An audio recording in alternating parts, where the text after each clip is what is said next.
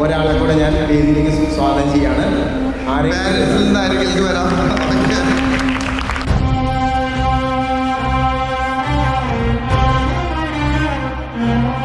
അതിഗംഭീര work ഒരു വർഷം നടത്തി അതിന്റെ റിസൾട്ട് വാങ്ങിച്ച്